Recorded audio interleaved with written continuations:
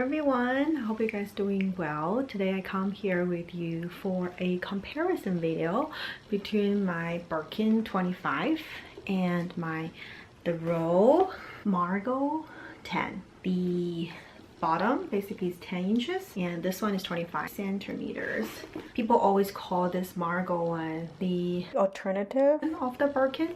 So I can see the similarity between the two, but at the same time I want to share my experience using both handbags and my preference, of course, between the two. And then my color, this one of course is black, gris pale color, so it's a lighter like white color, and mine is in palladium hardware.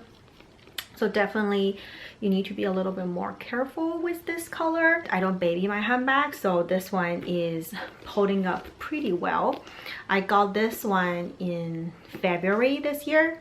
So this was my kind of Valentine's Day present. And I got this one in January this year. So I've been having them for a similar period of time.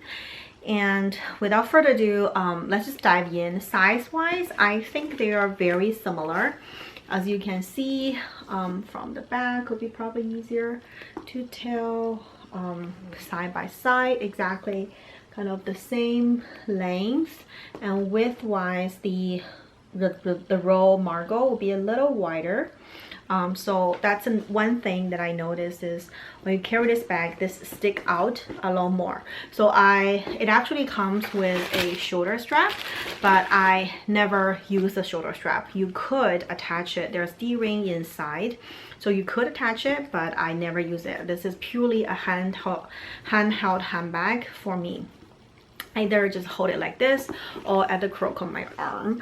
And of course I like the design, just so simple, sleek, and you know, the quiet luxury style with like two buckles on the side, and there's no logo whatsoever except at this there's the embossed row. You could barely see it, and the leather itself is so rich and feels super nice. And the Hermes, of course, is you know, you can't beat Hermes leather. This is also super luxurious and ultra luxurious. This is Togo leather, and to be honest, although I like how kind of rich this leather is, the feel, the texture is really good. It's very thick, but Togo leather, it feels different. It feels thinner, and but it is durable. And one thing that I don't like about too thick of a leather is the glazing. If you see on the, you know, the edge glazing, these are super thick as well, because that's how thick the leather is. Like, it's inevitable, right? So I don't like. But if you look at the Hermes glazing, oh my god, this is perfect. Of course, this one, because of the cover, is like two leather stacked together with this, right? So this one is thick, but that's like that thick throughout the whole handbag. But this one, the regular glazing, you know, it's just, it looks perfect. So I mean, craftsmanship wise, I like the Hermes much better for sure, because of the glazing, because, you know, it's just too thick to me, like the way it is been structured. And of course this one has like a fixed structure. I don't know how they pull it out, but it just stayed like this way, with a little bit of bump here. And then the Hermes is like similarly, because it has a kind of accordion style gusset, so it automatically create a fold like this. What I like about the Birkin is because the side is not as kind of inward and fixed as the row, it actually holds, I think, more things than the row, and it's a little easier for me to get things in and out. This is a toe, so in no way it's hard to get things in and out, but compare these two, I think the Birkin is a lot easier. And the interior, of course, this one is just cloth, and the Birkin is just all leather. I think inside is chef leather. You know, goat skin. The weight, I weighed both bags. This one with the shoulder strap, this one just by itself, but I have the Twilly, I have the Rodeo. Altogether, both are almost identical weight. So I wouldn't say one is heavier than the other.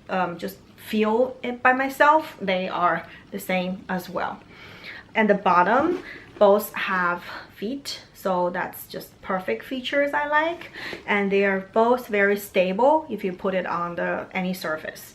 And the handle, so this one of course is just so relatively small, where on this hand, this one is so easy. I really wish this top handle could be a little larger. Another thing I like about Birkin is you could close this like this sangle. You strap it even if you don't close the cover. This is relatively a small opening, but the roll, it's always like this, like always this big. It does have a kind of hook. If you can see, there is this ring and then this bar, and you can get it through and hook. But even if you hook it, it doesn't close the opening, so it is still this wide open. I mean, to me is one of the features that I don't quite like. Overall, I think this is a good handbag if you don't have access to a Birkin. It's not like if you have the money you can buy a Birkin, right? You have to play the Hermes game and everything. But I think nowadays even this one, the Margaux 10, this particular size is hard to get as well. The official website is sold out, but of course you can buy from other like retailers. But in general, I still recommend this bag if you want a you know, a top handle, quite luxury, low-key but high quality handbag. Oh, and I receive a lot of compliment wearing this bag.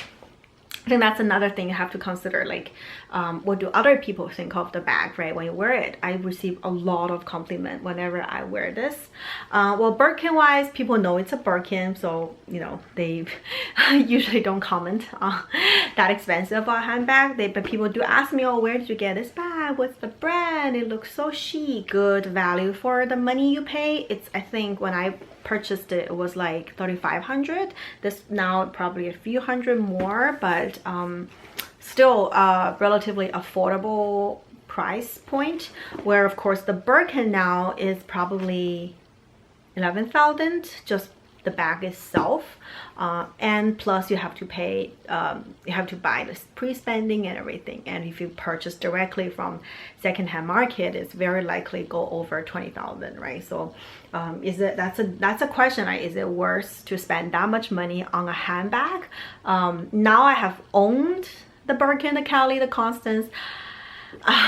Like I really don't think I need any more at this point. Like one is enough, right? Like these kind of handbags are supposed to last me my lifetime. If you ask me to choose in between the two, of course I choose the Birkin, right?